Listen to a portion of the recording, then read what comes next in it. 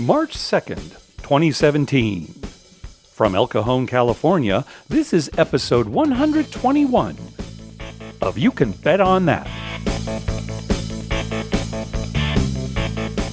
Hi, everybody. Welcome to You Can Bet on That, a podcast for the recreational gambler. My name is Mark Duvall, and sitting across from me is Dr. Mike. Hello. On our last episode, one of our listeners was bemoaning the decline at Borgata since MGM has taken over. He said that most of the blackjack had been changed to 6 to 5, and that he'd had some surly dealers at the craps table, and that it was just kind of going down. Yeah. Well, the 6 to 5 blackjack report actually spawned a discussion over at the Due for a Win Facebook group.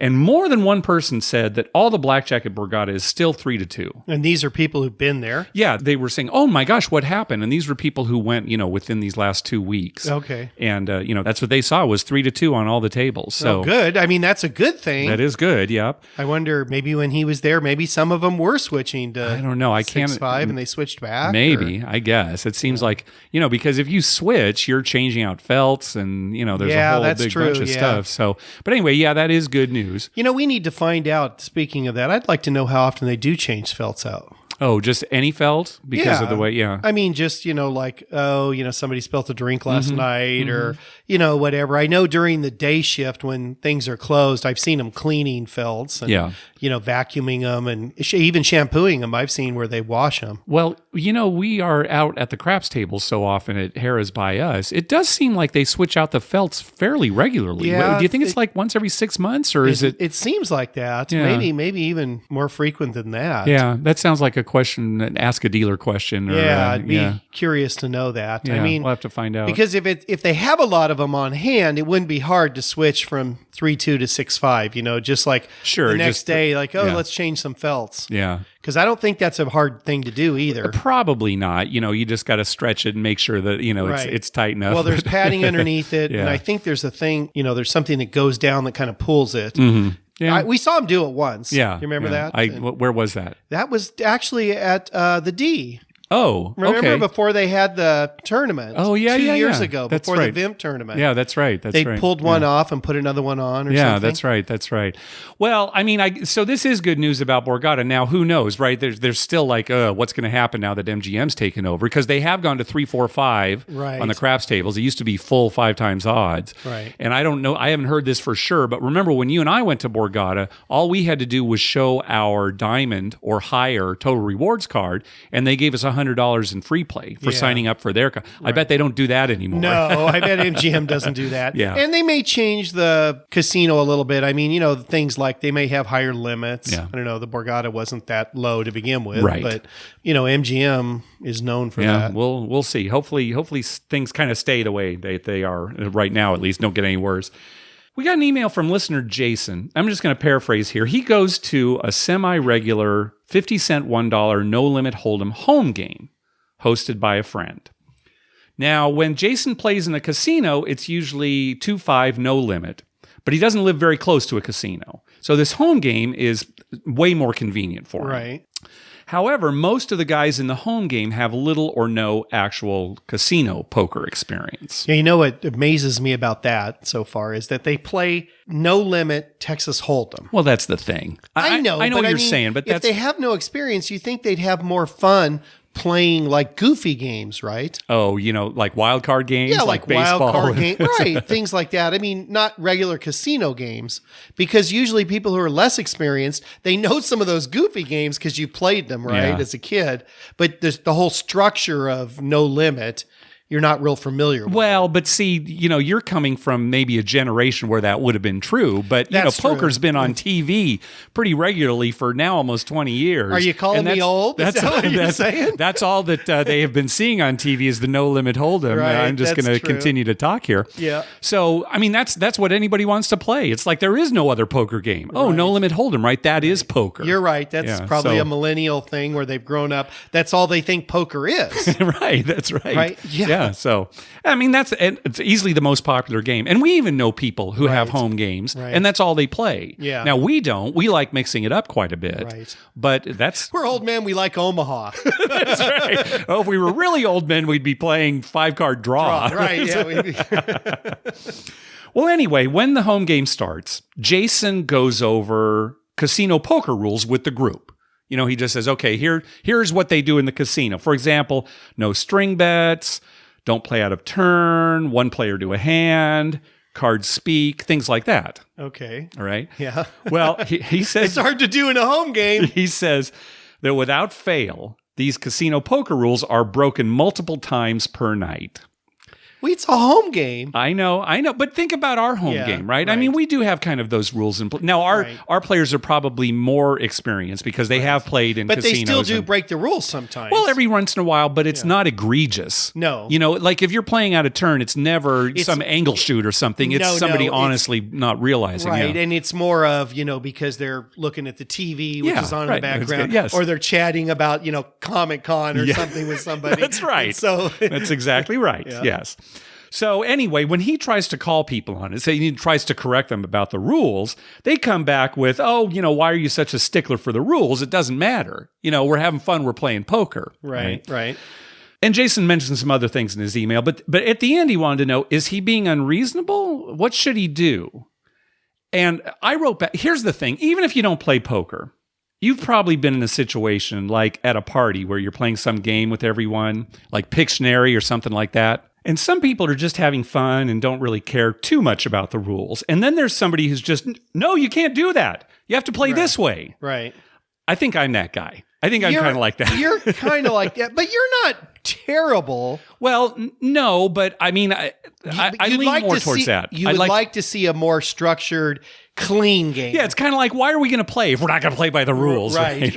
I understand that. Yeah. But then again, some of the people are just doing it for fun, right? Right. They're not real serious about the poker. Yeah, right. They're there for other reasons, the camaraderie. Yes, right. Get out exactly. of the house, Sure. whatever. Nothing on TV. Yeah. Padres are on. Things like that'll get you to come to poker. That's right. And you saw my response to him. I basically wrote back and suggested that if he's winning money at the game, he should probably try to maybe just change his outlook and just go with the flow. Right. Mention things every once in a while, but, don't make a big deal of it. In other words, toe the line. There's a fine line. When it's real egregious, you got to say something. Sure, of course. But if it's just, okay, let it go. Right.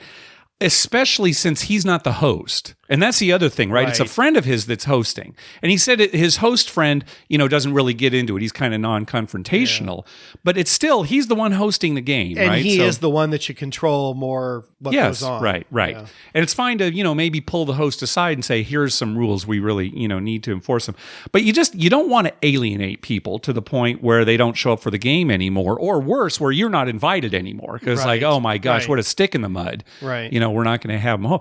It's possible that I've chased some poker players from our home poker game away with me kind of being a stickler for stuff. But I don't know about that. Right, it's possible. Maybe but some, I can't speak for people, but I don't think so. Yeah, because everybody who comes to our game, they want to play poker. I mean, there is socializing, but poker's still the main thing. No, most of the time, everyone wants it to go quick. I mean, we're kind of all we definitely play fast. Yeah, we're on to the next hand. There's not a lot of goofing around. But you agree that's kind of what he needs, I think. So anyway, it's just, maybe pull back. I know that's hard. It'd be hard for me, where you just kind of grit your teeth and, oh my God. Well, I'll tell you what, if it was so bad that it really annoyed me, I wouldn't go anymore. Sure.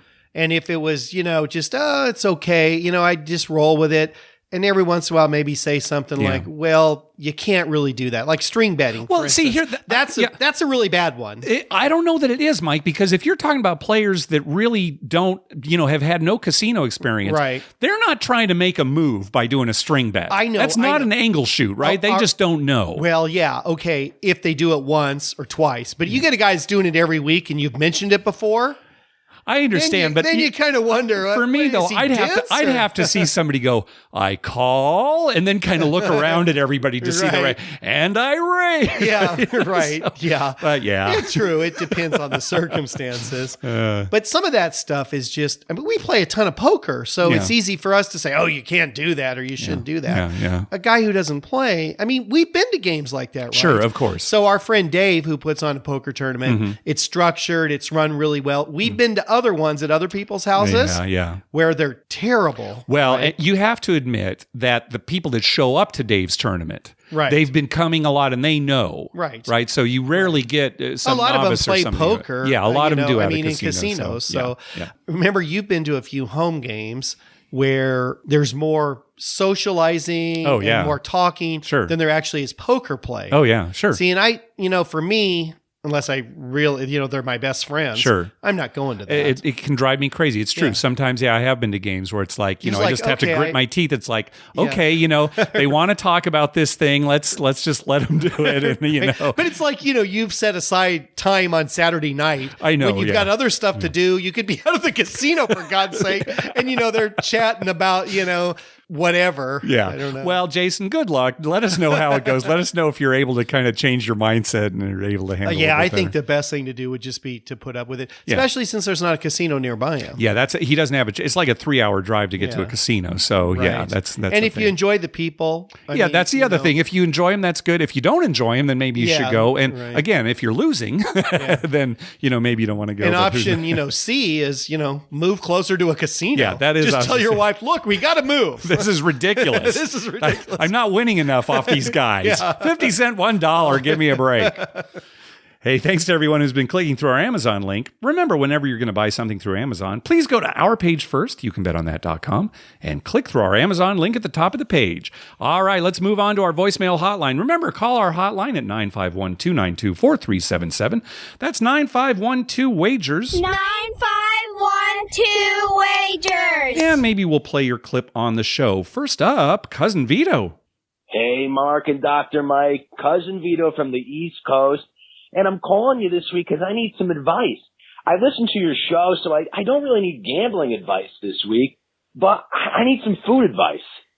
Me and my cousin Mikey were heading out to Las Vegas Memorial Day weekend. And I was wondering if you and Dr. Mike had any sort of tips on great restaurants you always go to, maybe a favorite type of sandwich or buffet, seafood dish. What do you guys eat when you go to Vegas? Is there a can't miss spot you guys always go to? Thank you very much for your time, and, maybe I'll see you out there. Yeah, that's going to be great. We're going to actually meet Cousin Vito for the first time That'd and his be cousin nice. Mikey. Yeah. Well, Mike, any ideas? Well, we've eaten at a lot of places in Vegas. Yeah. Usually we're more concerned about getting back to the craps table, so we really don't care. Yes, that's true. And I know you've listed a couple places here. I agree with those. We'll talk about those in a minute. And you're going to have to help me here. Where was the place we ate and you were really drunk? And the food wasn't all that great, but it was one of my favorite all-time meals with you in Vegas. Do you remember where that was? And I was really drunk? You were really, It was really just the drunk. two of us? It was just the two of us. We went into the restaurant. It was real late at night, like, 3 a.m. or something. Oh, I know where you're talking about. It was at SLS. Oh, at SLS. Yeah, that's right. Okay. Yeah. It's like their little coffee shop. It's not there anymore. It's different. Yeah, right, yeah, it's okay. different. But that was so much fun. Yeah, I don't remember much of that meal. The food was actually okay in the coffee shop. Was it? There. All right. Yeah, it wasn't bad. But you were so drunk, and the comments you made about everything. I was a little loud. You were very loud. And I was like, oh, God, we're either going to get beat up or something's going to happen to us.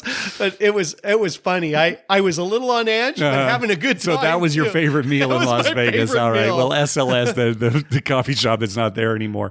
Yeah, the only place we consistently would go to was the Range Steakhouse at Harrah's. It was excellent. Yeah, we both really liked it. It has a great view, looking over the strip. It's not there anymore. It's a Ruth's Chris now. Yeah. So, which is a chain. As far as steakhouses go, the Range was excellent. Yeah, we thought so, yeah. They had really good food. Yeah. And the ambiance was good. It was So, nice. beyond that, I mean, there's certainly not a can't miss place that we go. We generally go to either someplace new or Right. someplace that's close. Right. The only thing I might say, and maybe you'll agree with me here, is that we did have a very good meal at Hugo's Cellar. Yes. I mean, at Four Queens. right. And that place is well known for being great. Got a good reputation. It's a little pricey. It's old Vegas-y, It's with old the velvet and Vegas-y. everything. If you want a real like classic older Vegas, that's the place to eat. The food is excellent. That salad cart. That's The what I love is the cart salad excellent. cart Yeah, they coming bring around, this big cart out and they make your salad to order. Yeah. But we liked it. I don't know that younger people would like it. Yeah, it's unless you really wanted something nostalgia. Right, and it is kind of a romantic restaurant. Yeah, right. Right. All the women who go in get roses. Yeah, that's right. And Mark and I show up and they're like, Table for two. no rose. Okay. Yeah, who gets it? Right, they're trying to pass it. Which one? No, I don't want it. I don't want it. But that's the only thing I'd say. It is. Yeah, It and doesn't. then, last resort place. I mean, it's lots of fun. It's lots of fun. Wretch Dog. Wretch I think Dog. it's actually called a hot dog, but Yeah. we've always called it the Wretch Dog. Yeah, that in a pinch that'll do. It was 99 cents at one point and $1.99 last time. I have no idea how expensive the hot dog is.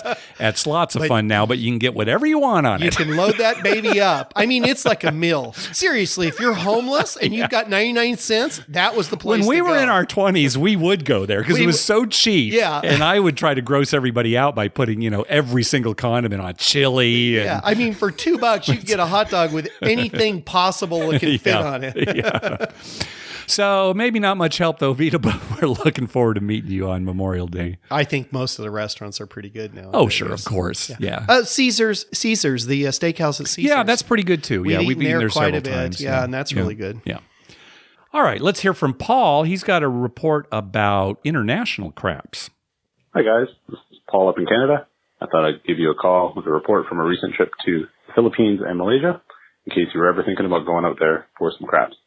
So I visited the 4 major casinos in Manila, Resorts World Manila, City of Dreams, Solera Resort and Casino, and Okada Manila.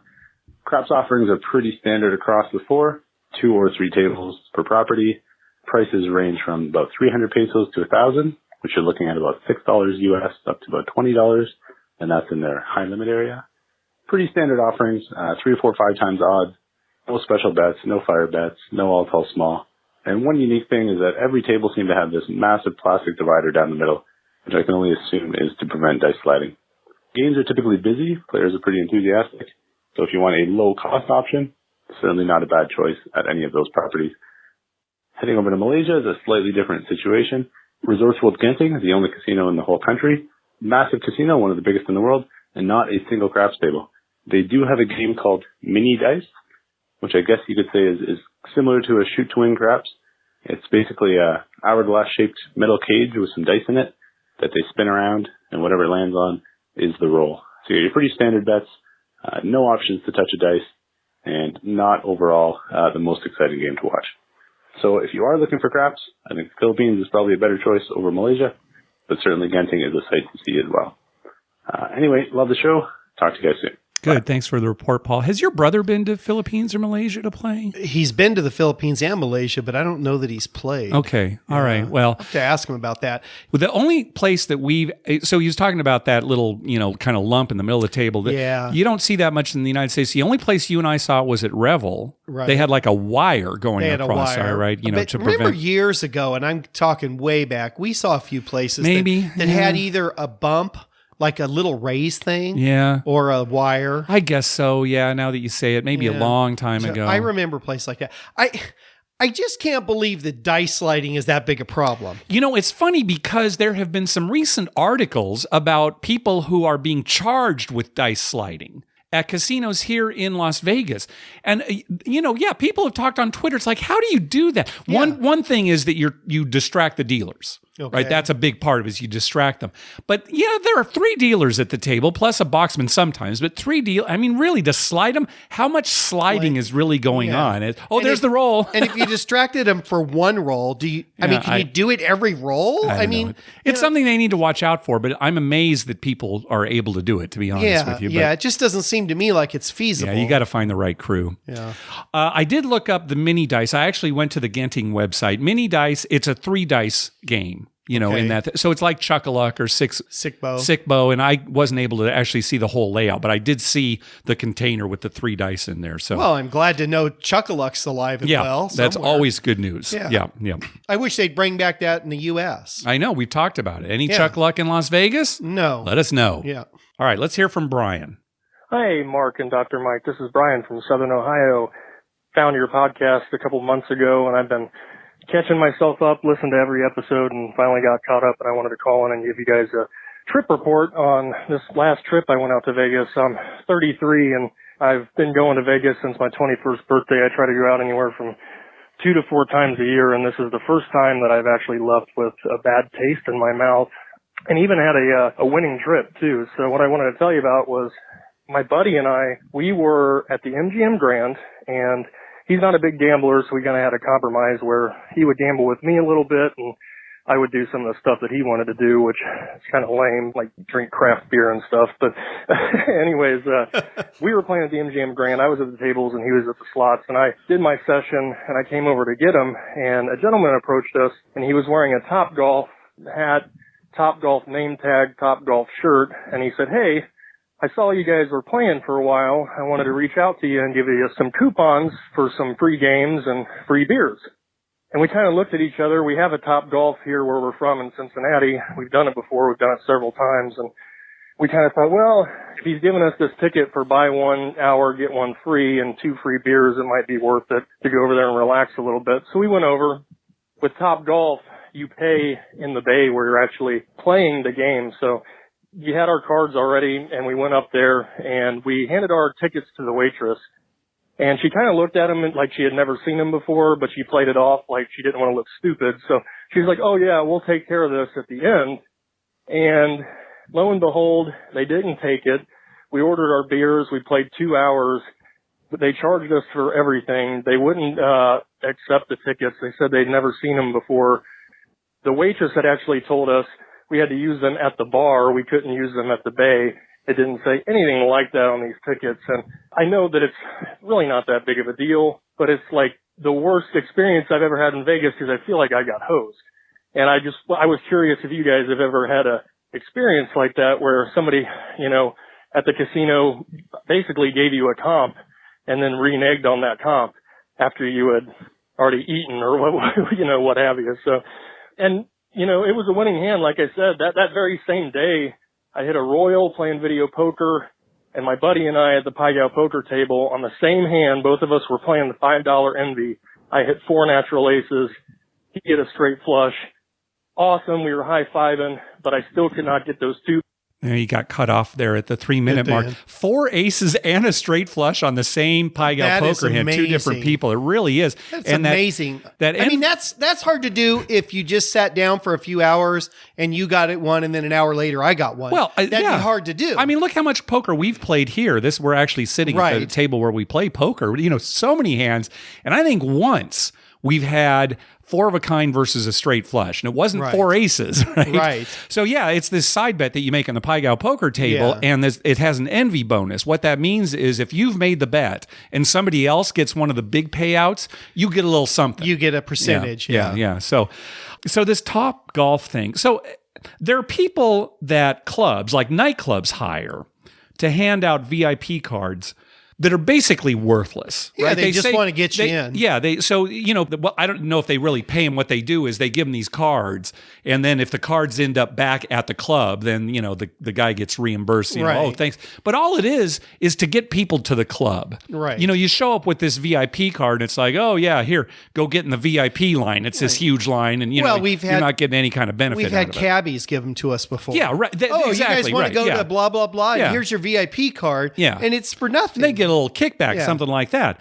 So at first glance, this seems like the same kind of thing here, but how come no one at Top Golf knew what the coupons were, right? This is weird. Yeah. Right? It's not like, oh, yeah, thanks for coming in. You know, is nothing. But the guy had Top Golf gear what on would be his advantage to give out right, paid just cards? some guy. Maybe pulled one over maybe on that's them. his thing. Yeah, I'll teach Top Golf. Okay. So I don't know. Maybe the employees just weren't kept in the loop on it. You know, they were new coupons or something, and nobody knew. That could be. Anyway, if I were Brian, I'd complain. Maybe call up Top Golf. He said he's got one, where they live, so maybe he can get some kind of free something or whatever. Because that's terrible. And now, what exactly is Top Golf? Oh, so Top Golf, it's new to Vegas, but it's basically just this kind of entertainment center where there is golf. There, you can drive, golf balls at certain distances, and you sit in these bays, and you can have drinks, and it's kind of a big party thing. You don't have to be a golfer to do it. Okay, and so it's kind of like Dave and Buster's or something like that. Well, not exactly, but you kind of have the right idea, right? Golf is the theme, but you don't need to be a golfer, and you're not really on a golf course. You're just basically hitting drives, and having fun and getting together with friends. And we've heard some really positive things about it.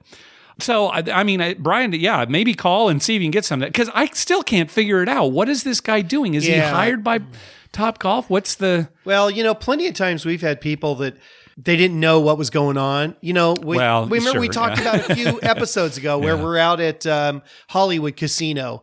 And, nobody knew about their promo that's got a huge billboard on the highway. Yeah, sure. Right? So, it's probably just poor management. Yeah, maybe. Where people aren't informed. Yeah, right? the marketing department did something and, nobody actually at the facility knew what was going on. Yeah. That's possible. Yeah, It's like, hey, we got this great idea. Let's not tell anybody. Let's just hand out these cards. Now, we haven't really experienced anything like this, but when I got Brian's call, it started getting me thinking about how you have had so much trouble with comped food. Right. When you check into a room and they said, oh, part of this deal that you get this weekend is, you get this amount of money in food, or, just charge it to the room. And, it seems like every time you get some kind of offer like that, something goes wrong. And then you charge it to the room, and at the end, okay, $300. That's what? I thought it was comped. You said, Yeah, and there's some specific, oh, no, you failed to say. I didn't say the it's magic happy word. Days.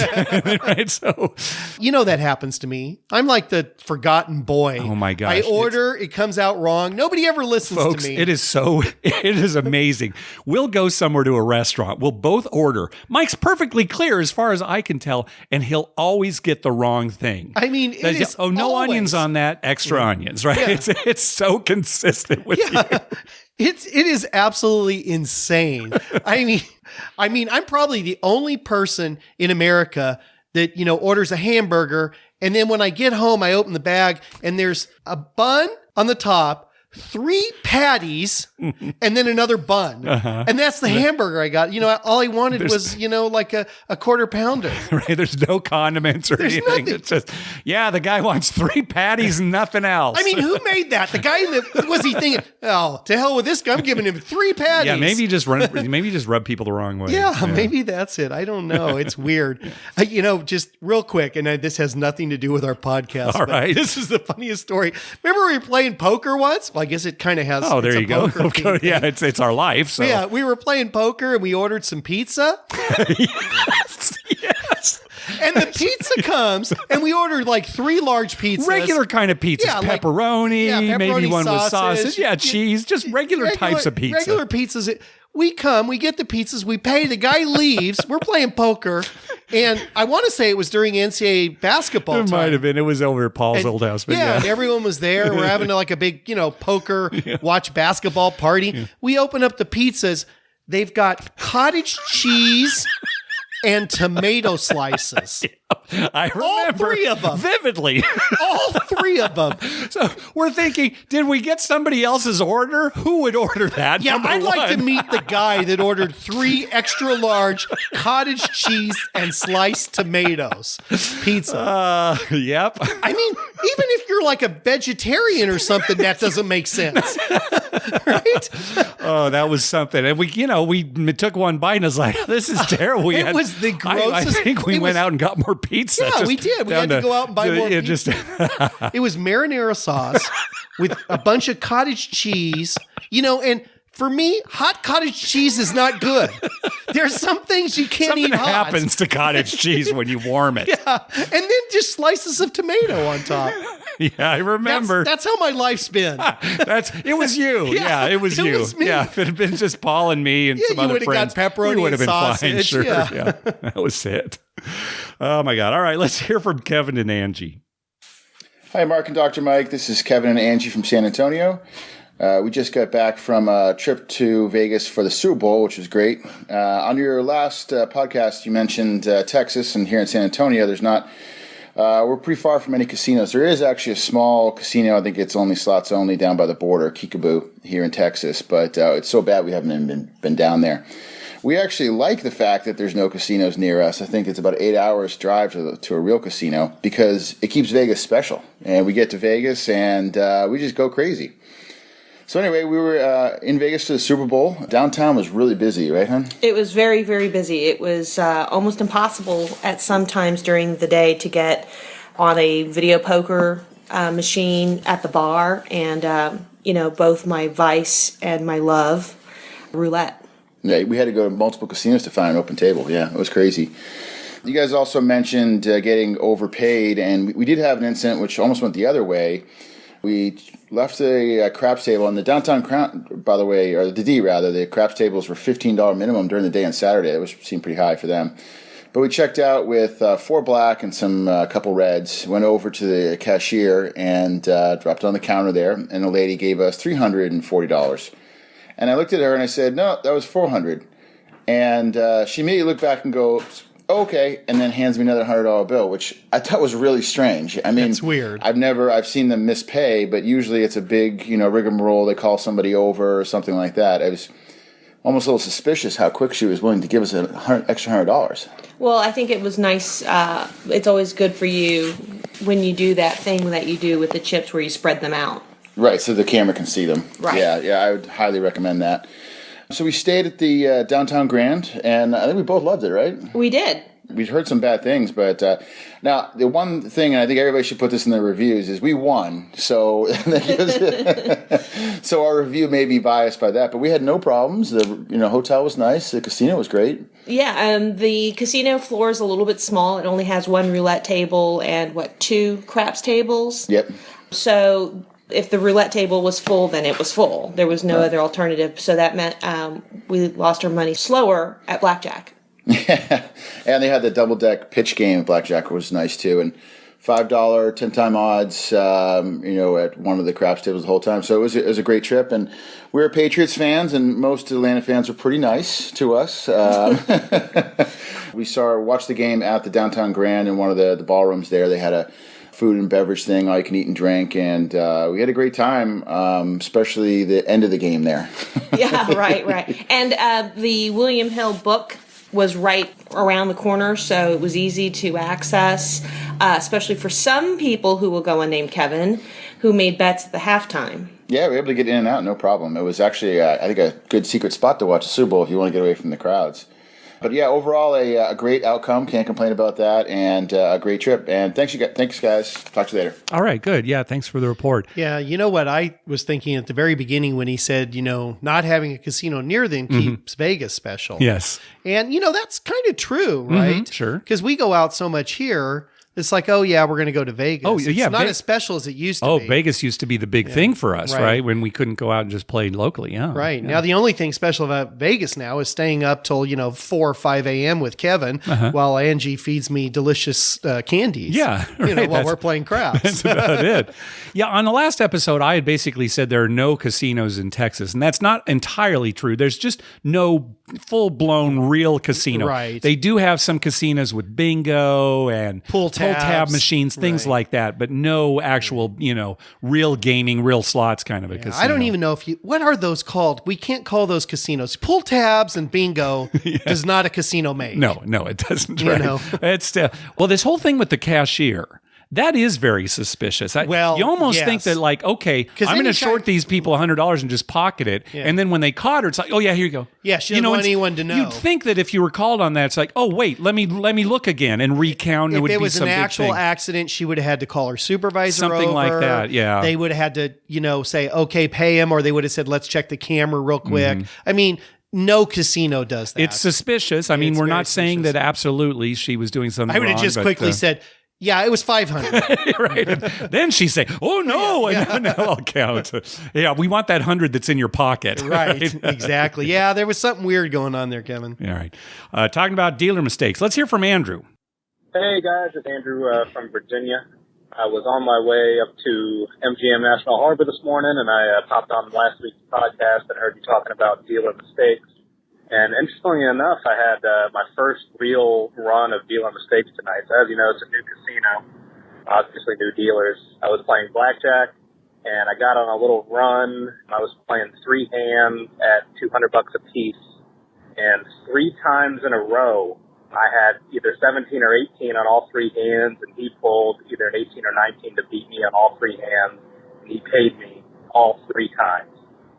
And then throughout the course of the shoe, he messed up a few other times, just paying me on a push or a loss. But all in all, it was close to probably $3,000 or $2,500 at least. That's a huge mistake that he had. So once that shoe was over, I didn't push my luck anymore. I cashed in and walked away. And another thing was the pit boss was right next to him watching it one time. And I was going to say something, but I figured I'd just let it ride and let her do it, and she never said a word. So anyway, he might not be there next time I go, but if he is, I'm gonna find his table. All right, guys, talk to you later. Wow, that's astounding. That's when amazing. If somebody's playing multiple hands, of hundreds of dollars, you think that the pit would be watching. You think the dealer would be. That's I amazing. think the dealer would be on alert. Yeah, right? wow. You know what's funny is you probably don't even want to tip him after that. Yeah, right? really, to give the impression that you're in on it. If somebody looked later, the camera, they went, "Oh, he's in on look." You gave him a tip. Yeah. I mean, I just kind of like, "Oh, thanks," and walk away, and definitely look for him next time. Yeah, and be careful, right? You don't want to get in trouble for something that wasn't your fault. He could have just been having a bad night. The dealer, Sure. Other stuff on his mind or something. Yeah. Probably got some stupid pizza for dinner. He's all upset. That's right. He's all grossed out. He took one bite, and who would order this? Yeah, you got to live with that the rest of your life. Awful. There's no going back. There's no going back. Next call. Hey, Mark and Dr. Mike. This is Robert from Mississippi. I was just calling to give you some information about the Mississippi Coast casinos, and then also give you a little story in addition to that. So on the coast, we've got about 8 to 10 casinos down there, with the premier one being the Beau Rivage, which is an MGM property, and it's actually designed a lot like the Bellagio, obviously a little smaller, but very nice. And then it also has a smaller Harrah's Gulf Coast Casino, which is obviously the Total Reward Caesars version with a number of other casinos in the area. So my craft story would be at the Scarlet Pearl, which is a new casino across the bay in D'Iberville, Mississippi. I went and played one night here recently, played for about an hour and lost the $100 I bought in with. So I went to the break, watched my wife play a little bit at roulette, and then I came back and just decided to play $20 more. Well, on that $20, I won a little bit back, but got back down to the original 20, and I had a $5 chip left. And whenever I tossed in the $5 chip, I tried to get a $2 C&E, so I was expecting $3 change. Well, when the dealer said 3 change and put the chips in front of me, I scooped them up immediately like normal. Then when I glanced at them, I realized it was actually $51 change, 2 greens and 1 white. So I stared at them for about 5 seconds awkwardly, trying to decide what I was going to do and thinking about what y'all suggested in the past, and I decided to just pop it and walk away. So ended up only down $50 for the night just by a nice gift from the dealer. So appreciate the advice. Definitely us versus the casino, and really appreciate the podcast. Thanks a lot. Bye. Now, we don't want to give you the impression that we're encouraging you to take the money when a dealer makes a mistake. We're just saying that's what we do. Now, maybe there's no difference. By saying that we do it, it's our way of telling you that's what you should do. That's like our advice. Oh, Mark and Dr. Mike say it's okay. Just be comfortable with whatever moral code you've decided to live your life by, right? If you're, and we've talked about it. We actually think there is a line between dealing with a cashier at a grocery store versus dealing with a dealer at a casino. So yeah, and we're the kind of guys, we don't cross that line. So we have a certain moral code in one place and a separate moral code different one at the in another place. And maybe that's not right. Maybe not. But it is what we do. Yeah. And we've been... That is what we do, but we're not telling you to do it. You've got to make your own decision. We've lost plenty of money. I know I have, anyway, over the years. So I don't feel too bad if I get a little overpaid. Now, if it was real egregious or I thought the dealer might get in trouble or it was something, just way out of line, I would definitely say something. Yeah. What's the cutoff for you? What's way out of line? You brought it up. Okay, here, I'll tell you what. Okay, If I was supposed to get like 2 red chips back, $10, and they gave me 2 black chips, $200, I'd probably say something. You would? Yeah. I would say something. All right. But remember. Well, see, I don't know if there was a dirty stack the other night, right? A stack of green. And I said, no, there's 100 in there. But if it was like, I was supposed to get $10 back and, instead I got 15, they gave me an extra red chip. I'm not saying anything. Well, see, now I'm going to call you on this because in your example, $10 versus $200. Oh, you're talking about the $350? Yeah, and that's a difference of $190. And here you were telling a story last week about how you got, $350. You saw how long I left that out there. Well, I know, but I left that out there a long time. I know, but here you're saying. I know. All right, so it's. But see, that was money, and what's funny is, so the very next hand, I left the same bet, and it was an immediate out. Well, so I lost what? it anyway. But you know what? I felt bad about that. Because I thought, see, that was karma. I should have probably pointed it out. Yeah. Maybe the guy would have rolled 3 points. All right. You've got a moving target. Yeah. With your moral code. That's basically what it is. In a casino. In a casino, you've got a moving target. The rest of my life, it's pretty straightforward, I think. All right. One more call from Daniel. Hey guys, this is Daniel from Louisville, Kentucky. I was calling because I had a question. I'm going to Vegas in a few weeks, and over the last month or 2 months or so, I've been trying to learn poker a little bit, specifically playing Texas Hold'em with friends and on my phone, just trying to learn it. And I thought it would be super fun to actually play a game somewhere in Vegas. But I wanted to call and ask you guys, I don't know if you do play when you go to Vegas or if you have, but my questions are, what is your favorite place to play if you have played in Vegas? And I would love to just hear kind of a walkthrough of what to expect. I've never been even into a poker room at a casino and would love to just get a walkthrough of what to expect. What's some etiquette, just kind of how it goes, and maybe some tips in terms of just how to handle yourself while you're there, because it seems really intimidating, but I don't know if that's actually the case. So, love the show. Thanks, guys.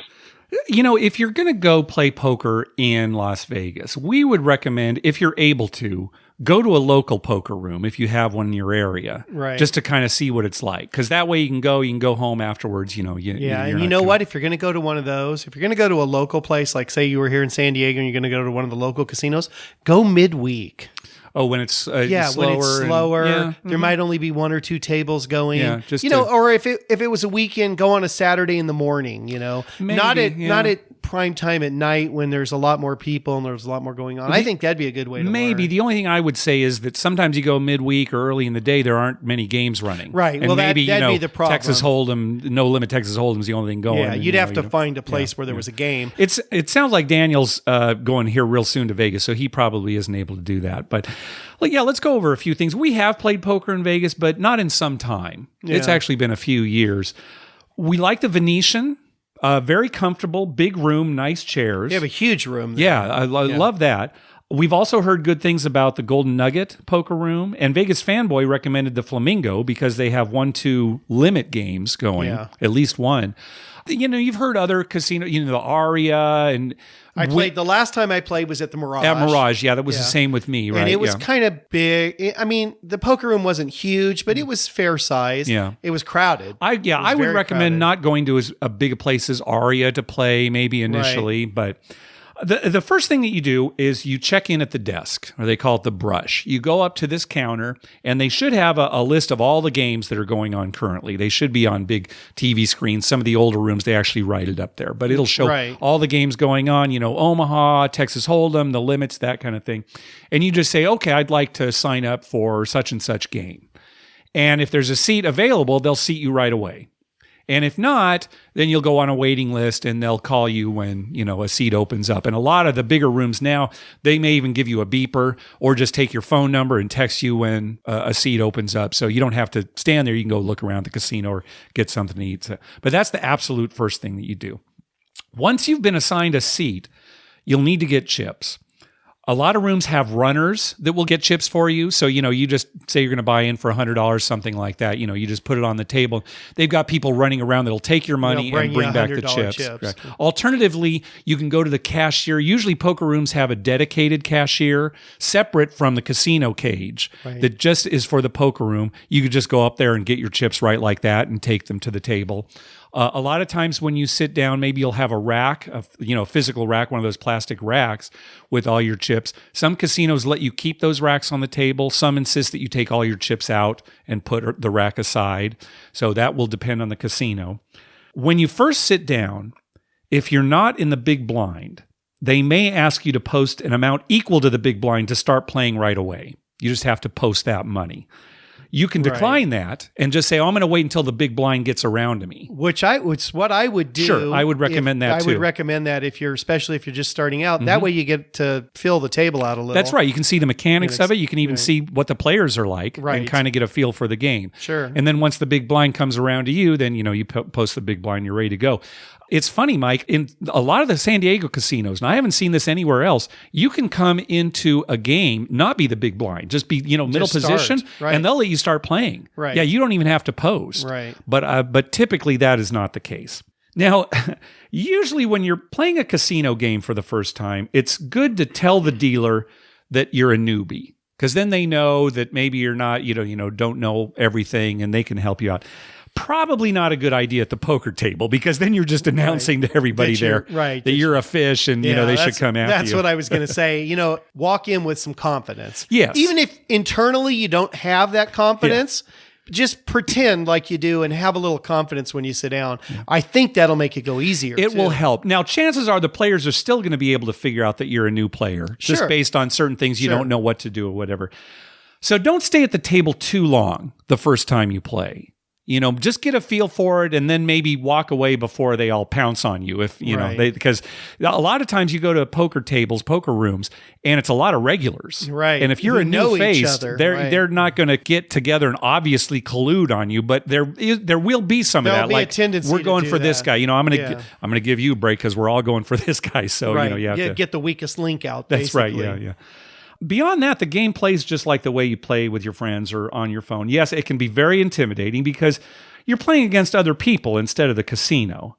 So just keep calm and remember you're there to learn and hopefully have fun. Yeah, you know what? And this is not just for poker, but also for craps, which a lot of people say they're intimidated at. Blackjack, people say, I never play live blackjack because it intimidates me. Don't be intimidated. There's nothing to be intimidated about. Mm-hmm. Everyone starts somewhere. Yes.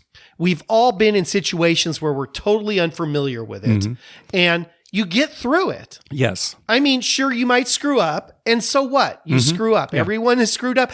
People who are good players screw up. Last week at Harrah's, how many times did I screw up on the craps table? There was a period there. It's like my mind went dead. Oh, yeah. You're forgetting to take odds. You're taking the wrong amount. I took the wrong amount several times. Yeah, it was bad last week. Yeah. I don't know what was wrong with my head, but, everybody screws up. And that's somebody who's played a gazillion times. Yeah. So I wouldn't even give it a second thought. Well, and I think that's a good reason to not play very long that first time. Right. Because a lot of the anxiety will be gone once you've done it once. Right. Then the next time, now I know what I'm going to do. And you can kind of mentally prepare for that. Right. Yeah. Go to another place and play somewhere else. The only other things I would say is be sure to protect your cards.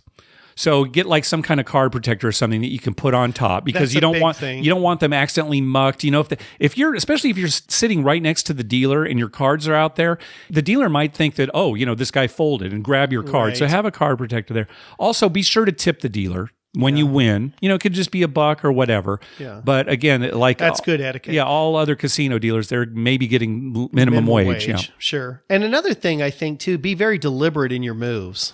Yes, that's true too. Yeah. That's a good point, Mike. If somebody's playing for the first time, I think you should announce what you're doing so if you're going to call or raise, actually say it, call and put out the money so that it's very clear what you're doing. And there's no confusion that way. You'll see people who play a lot just throw their money in. Yeah. And it's like, if you're not paying attention, did they call? Did they raise? What did they do?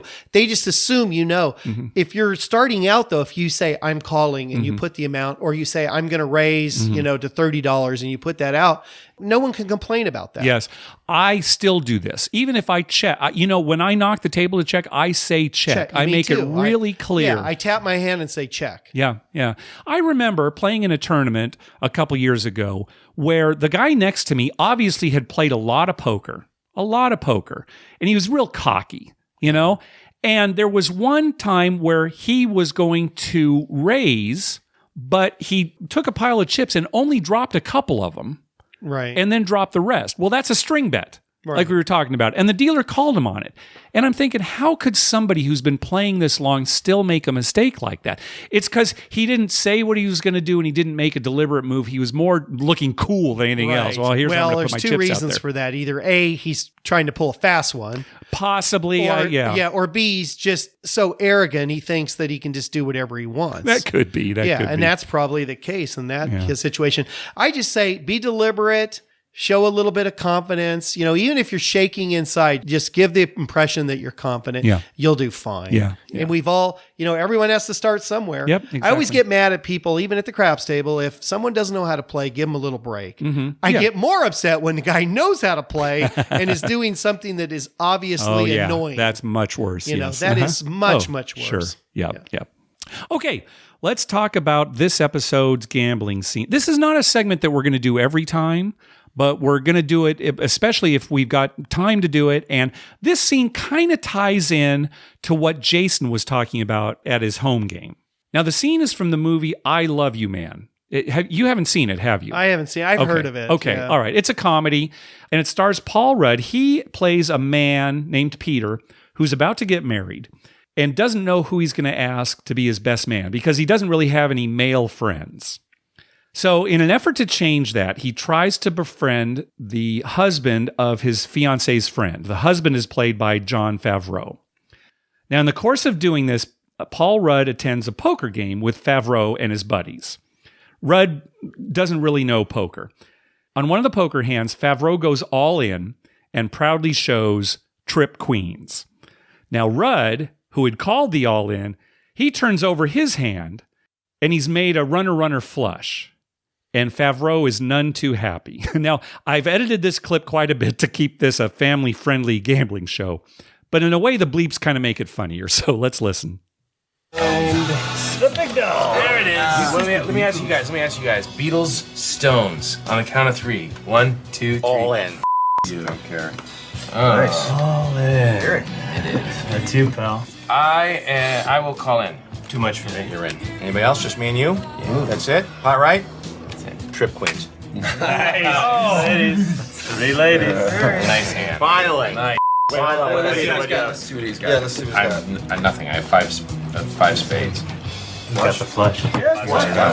Flush. I'm not going to relax. I said you're an eater. What are you standing with 7 dudes suited? With a rainbow rag flop. Take chips here. I'm buying it. I'm sorry. I don't know. Just give me some more chips. I didn't know it was a rainbow. Buttons with me. Anybody who's played poker has been there. Why did you stand with that hand? 7 deuce offsuit. They had 1 spade on the flop, nothing else, right? And he just calling, right? I like that he says, I didn't know it was a rainbow. He has no idea what that means. That's right. I didn't know it was a rainbow. So this is why I was saying it was kind of like the dilemma Jason was having with his home game. Not exactly the same, but Paul Rudd's there. He's asking questions about the Beatles and Rolling Stones, right? And Jon Favreau's character, he's just there to play cards, right? He's there to play poker. Oh my! Another thing I love about this clip, I remember seeing this in the theater. This might be the most realistic poker scene I've ever seen in a movie. Yeah. Right? Because it's really how people get together. And, one guy just, what are you doing? Right. Right? And there's, how many times have you seen a poker scene in a movie or TV show and it's not real? Like some guy will say, all right, I'm going to raise to $10,000. Right. The other guy says, well, I don't have $10,000. Right. Well, you got to get your, ring or your car. Well, it doesn't work that way. Right. The most you can lose is whatever you have in front of you, right? But here's an actual 7 deuce. What are you doing calling on a rainbow flop? Oh, and I love that Paul Ruddy says call in. Yeah. Okay, I call in. Like that guy did it to me at the tournament that one time where he said, call in. Oh, he's all in? Oh, I love that scene. So all our gambling scenes we've had so far have been funny. I mean, those are our favorite ones, right? It's easy enough to write some gambling scene where a guy wins a lot of money, but it's fun to watch the funny ones. Well, those are more real life. Yeah, well, you take a movie like Let It Ride. Mm-hmm. That's not real life. No, it's not. No. We love that movie, but no, it's not. It's not real life. It's not real life. No. All right, well, that's going to do it for this episode. Hey, we want to send best wishes out to Michael Movestro at Vegas Bright. He is recovering from gallbladder surgery, so he's been away from his podcast. He took some time off from the website, too. So best wishes to him. Speedy recovery. Sounds like he's doing okay. So, hopefully we'll see you at 360 Vegas Vacation 4. So good. That'll be good. We want to thank some people for some PayPal donations. First of all, Brian and Sarah for a recurring donation. Thank you. Also to Zach for a recurring donation. And Sean, he says, hey guys, thanks for a great podcast. Here is a karma donation for when I go to Vegas March 12th through the 16th. So good luck, Sean. Hey, be sure to check out our TV listing showing all the gambling-related shows coming up within the next 2 weeks. We update those listings every Wednesday using a customized program to search through all the raw American TV data. Just go to our webpage, youcanbetonthat.com, and click on the link at the top that says TV listings. I redid our webpage because our provider is switching over to some different things. I wanted to take advantage of some of the things that they had to offer. And in the course of doing so, I discovered that TV listings link was broken. What? So, I found it on my own. So it sounds like maybe people either aren't clicking on that or clicked on it and just, it doesn't work or whatever. So hopefully some people are getting something out of it. At least I'm able to find shows that I want to watch. You're doing it for your own personal use. That's fine. That's fine. Nothing wrong with anybody that. else cares, go to our page and click on TV listings. Hey, we'd love to hear from you. Call our voicemail hotline at 951-292-4377. That's 9512-WAGERS. Or you can email us at youcanbetonThat@gmail.com. Also, follow us on Twitter at YouCanBetOnThat. We tweet when we're heading to a casino, and we'd love to meet up with you. Like us on Facebook at facebook.com/YouCanBetOnThat. And finally, head on over to iTunes and write a review on us.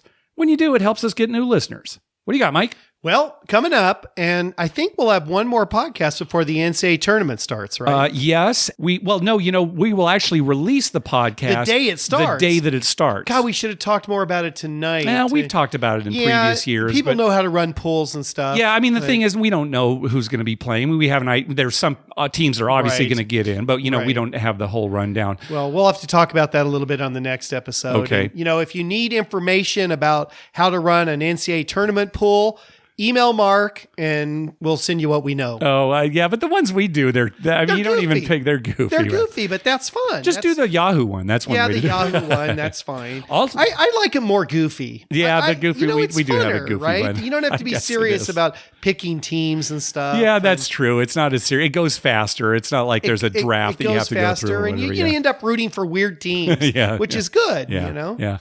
Also, we're only going to have one more episode before you leave for your trip to DC. Right. So we'll talk about that next time. Yeah. And hopefully we're going to get there. I'm thinking about Wednesday night. That's what you were thinking. Yeah, that's what I've been telling people too. So maybe Wednesday night, that last Wednesday in March, that might be good. You'll head out to my National wife has Harbor. a relative that actually lives in the DC area. Okay. And they might be visiting us one night, so it might change. Sure. I'm not going to be 100% sure till right then, but we will let you know. I'll let you know. All right. Very good. Anything else? No, I'm excited about the NCAA tournament. Sure, we always are. It is the best. We say it every year. Bar none. Yeah. All right. I don't know why I don't use bar none more. Yeah, we talked about it on one episode, and then it just faded away. All right, I'm gonna make an effort to say bar none every single day. Excellent. All right, I'm gonna hold you to that whenever I'm with you. All right, thanks for listening. Good night.